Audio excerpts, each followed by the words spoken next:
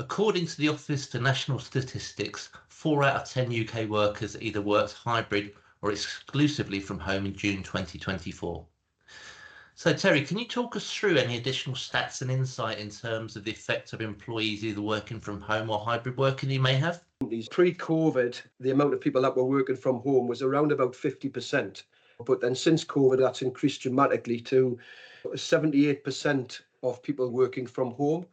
Not necessarily full-time from home, but a lot of hybrid workers. What I've noticed is that a lot of companies downsized. So from going from furniture where I would be supplying 100 desks, 200 desks, 300 desks, they've downsized dramatically, but still kept offices, which allow these people to kind of hybrid work.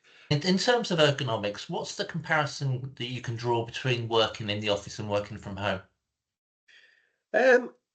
First of all, obviously, what people have at home sometimes is completely different to what they have at work.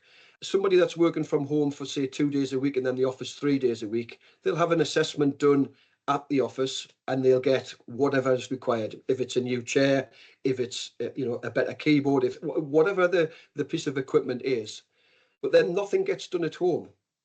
So therefore, you've corrected them for 3 days a week, but then they go home and they sit at a dining room table, on a dining room chair, on the settee. One of the worst ones that I've seen was the end of a bed and a wardrobe door got swung open, and inside of that was his computer, and he was literally leaning across from the bed to the computer, so because he did not physically have the space in his house to really work from home.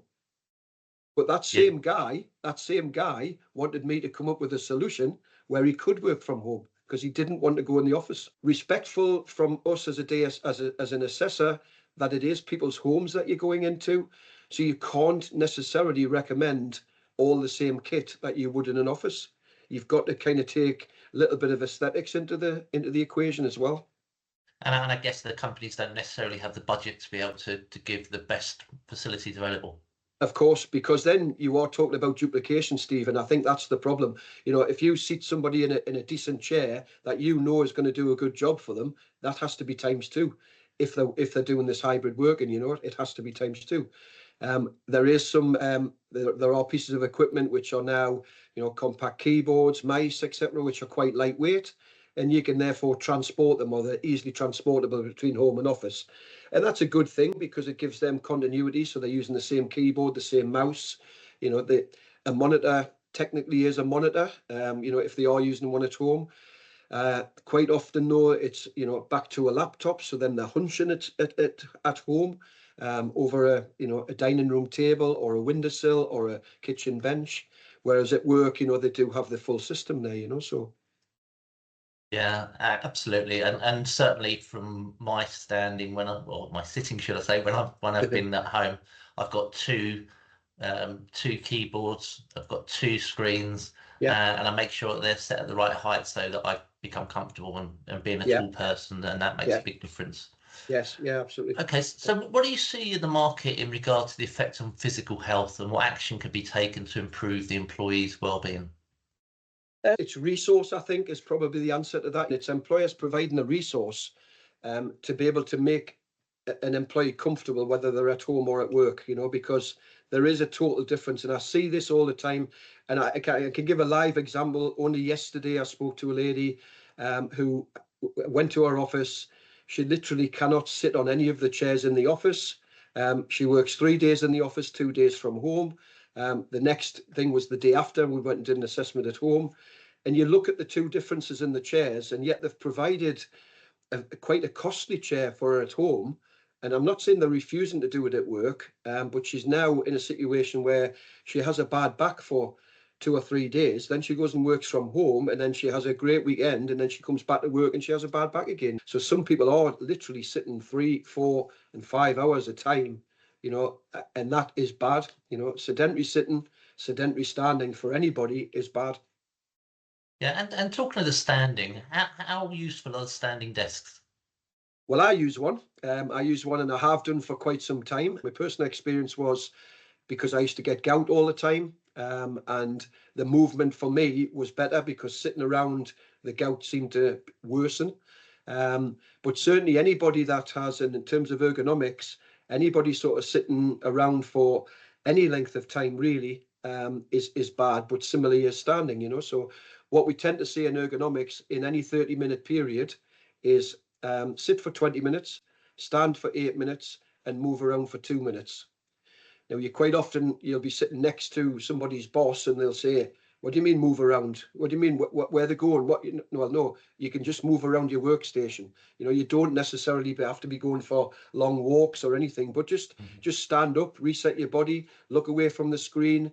And the biggest thing that I always get is, but I'm deep into this, and you know, just try it. Because when you do stand up and you come back with fresh ideas as well. So you actually probably improve a little bit. So if you're doing it on a more regular basis, the muscles haven't got a chance to go to sleep, and it kind of alleviates that.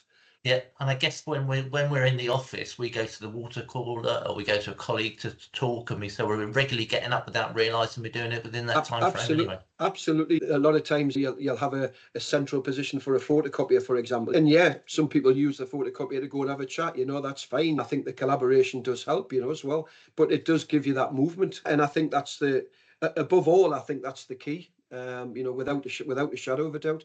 Chairs are an issue a lot of times, you know, but like I say, standing also as well. And, you know, anti-fatigue mats when standing. You get the odd person who can't sit, literally can't sit. Yes. So therefore they need to stand. Electric desk or any kind of platform desk is good for them, but then we can give them anti-fatigue mats. So therefore when they're standing, they've also got continuous movement as well. So it's in a lot of things, a lot of the papers that's coming out now is telling you now that the sedentary sitting is the new smoking. Really? Okay, that's interesting. Not enough information yet, but that is on its way, you know, saying that it is causing quite a lot of diseases now as well from sitting, you know, so. And I think a lot of what we do is about prevention rather than cure. And so, Correct. You know, I think it's really important that we get prevention, early intervention to make sure that people feel much more comfortable in their working environment. Yeah. So what about when you go into people's homes? What sort of adjustments do you make for ages and/or disabilities? Obviously, it depends on what it is. It's all about how they're sitting. It's all about how they're standing. It's all about how the setup is. And a lot of people, when you do start talking to them, we go through a series of questions, we find out what the ailments are, then we have a look at their kit, and then we have a look at them sitting. And what we always say, just pretend to work for me, you know. So, and they'll say, but I also get like a sore shoulder from here. Oh, you didn't tell me that before. Oh yeah, but you just get on with that, don't you? You know, and that, if I'm going to say anything to do with age, that's probably the thing. Somebody that has worked in an office or worked, you know, for 20 years, 10 years, as opposed to somebody new, you know, a teenager, 16 to, you know, 25-year-olds. They haven't had that just yet, you know, so they don't just get on with it. You know, they kind of bring that to the forefront straight away. You know, you know, you kind of, you know, right down to, I did an employee once of a company. She was 17. She was just out of school. She'd only been there 7 weeks. But she'd been sitting for 7 weeks, and it was her that said to me, I've never sat like this in a chair for that long. So that, I think with age there is a lot to be said, but obviously we do have the general rules. General rules sometimes go out the window, Steve, as well, because obviously the way that we expect somebody to sit ergonomically, correctly, we can only point that out because there are certain people just cannot sit that way. Yesterday I assessed a lady who's had a bad climbing accident. She ruptured a sternum, and she also tore both her pecs. She is unable to bring her arms in to the what we class as being the ideal ergonomic position.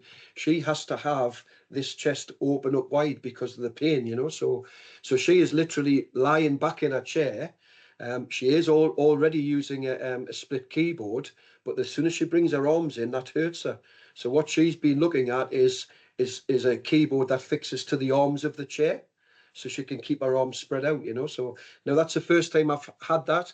First time I've even seen a keyboard on the sides of a chair. Didn't even know that something like that existed, you know. So and that's, as you know, as Vergo, we'll look into that and see what we can come up with for her, you know, so to try and get a solution, you know. So, and that's where the level of disability and ergonomics comes in. We have a certain level that we can go to, and we'll find out as much as we possibly can. But then it gets to a point where you need a proper health expert to fully understand what the ailments are and the likely complications as well, Steve, I think. Yeah, no, that makes a lot of sense, and certainly I wouldn't have experienced any of those things. I expect everyone to sit and work the same way that I do. Yeah. So one of the things we haven't talked about is the effects on mental health in terms of remote workers. Yeah. What have you seen? Because certainly where I live, I can see two houses and a tree, Right, and 5 years of doing that actually takes its toll on people. Absolutely. It comes back to the same thing again, the same thing day in and day out. I've had a lady in the past who has worked from home for 2 years now, solid for 2 years. She said she works in a cupboard. The cupboard door that opens into the passageway. She pulls her chair out and she sits in the passage, but all her workings is in the cupboard. She has been expected to come back to work and she literally doesn't want to come to work. And what she basically said was, "I'm frightened of people." Now, she probably is. There may be some kind of, mental issue there. I'm not qualified enough to kind of, say yes or no. All I can kind of say is that's what she's frightened of. And she can literally come out to get the bus on a morning and then return home because there's too many people at the bus stop. And, and I can only, I could never imagine what that's like, Steve, personally. Again, back in the day, I was a salesman. I like to see, people. I like to see the whites of people's eyes. I like to see, have I explained things properly? Do they need any more information? And I do think somebody sitting there in the same seat with the same four walls. Some people haven't got the luxury of a window and two trees, Steve. So some of the areas they sit in.